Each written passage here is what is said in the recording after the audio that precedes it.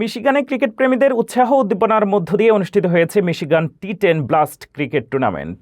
মাইটি knights cricket ক্লাবের আয়োজনে অনুষ্ঠিত এই প্রতিযোগিতায় অংশ নেয় 6টি দল।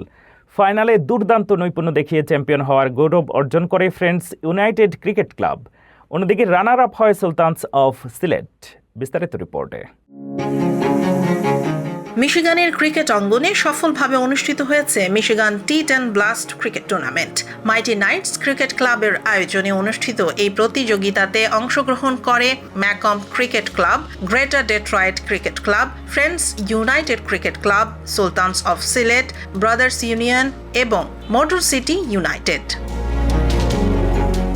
পুরো টুর্নামেন্ট জুড়ে খেলোয়াড়রা দারুণ প্রতিদ্বন্দ্বিতাপূর্ণ ক্রিকেট উপহার দেন। ব্যাট ও বলের লড়াইয়ে দর্শকরাও উপভোগ করেন রোমাঞ্চকর সব ম্যাচ।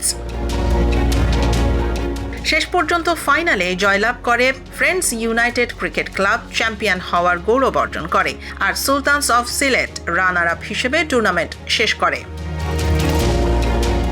আয়োজকরা জানান, মিশিগানে ক্রিকেটের জনপ্রিয়তা দ্রুত বৃদ্ধি পাচ্ছে। স্থানীয় ক্রিকেটারদের বিকাশ এবং কমিউনিটির মধ্যে সম্প্রীতি বাড়াতে এ ধরনের টুর্নামেন্ট গুরুত্বপূর্ণ ভূমিকা পালন করে।